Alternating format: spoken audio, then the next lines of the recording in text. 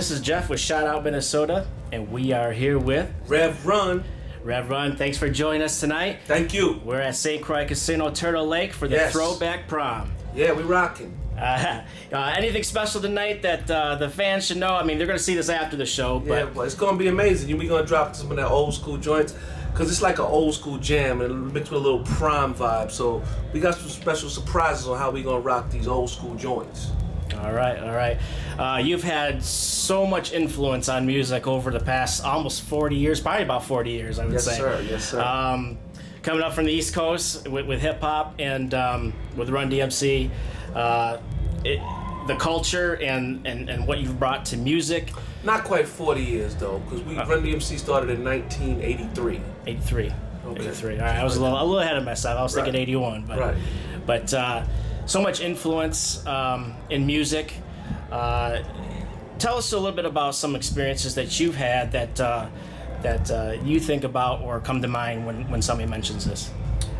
As far as the old school, well, you know, RUN-DMC, the records that we made, we were actually influenced by some dudes that were out before rap records were made. Grandmaster Flash, Curtis Blow, the Cold Crush Brothers, Fantastic Five. So there was some groups that were actually before RUN-DMC.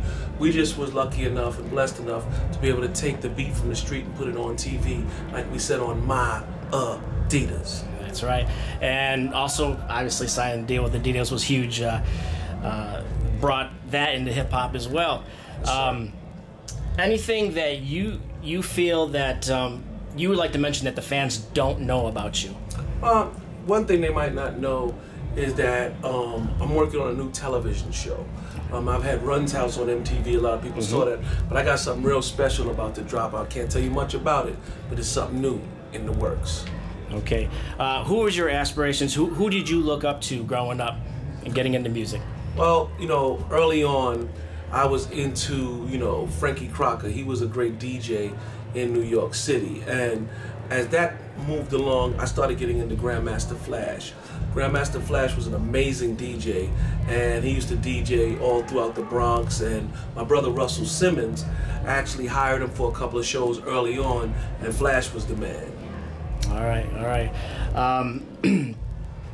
Looking back again, and as going through, you actually said that you have, which we all know, have had some acting experience, and been on television as well.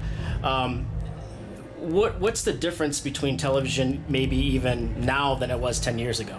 You know, the difference between now and then is there are so many more channels. You know, we don't only have network TV, we have so much cable, we have streaming, we have Netflix. So it's a whole new game that any channel can be a hit channel. Okay. You're constantly working. You always have projects and stuff going on, whether it's music or acting or whatever it may be. How do you have time to have downtime for yourself? You know, I don't go out that often to do too many shows. I do a lot of DJ shows, because tonight's just going to be a DJ set. I know you'll be seeing this after the show. But RUN-DMC, we only do a couple shows a year. Matter of fact, just last year, we became the first rap group to be get a platinum Grammy, and this is the result. You can read that on my back. Nice, very nice.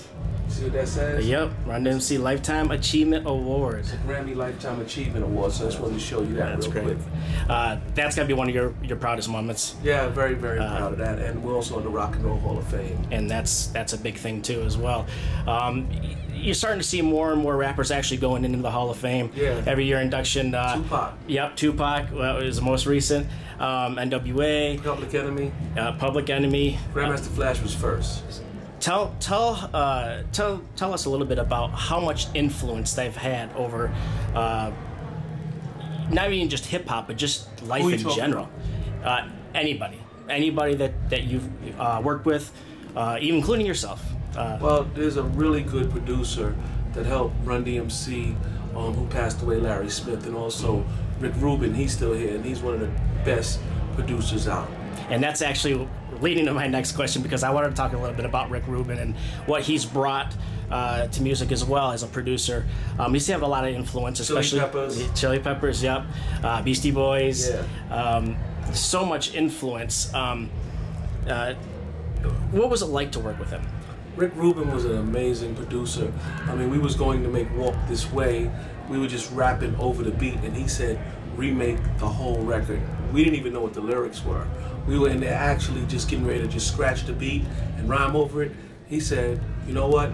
Go home, learn all the lyrics. We was like, we never listened to the lyrics. We just gonna do our lyrics over the beat. And he was influential in that, and it's tricky. So he's a very good producer. And that album did really, really well too. In fact, I did have a copy of that, so cool, I will say that. You're also a practicing minister as well. Yes. How often do you preach or well, I do a lot of my information and a lot of my inspirations that I put out mostly on Instagram and Twitter. Sometimes I'll go to a college, sometimes if a church calls me, I'll go and give a little inspiration to the people. You gotta wrap it up though. That's good. Yep. Social media wise, how can you get a hold? You did say Instagram, and you did say... So Rev Run, my Instagram is Rev1, REVWON, and then on Twitter I'm Rev Run Wisdom.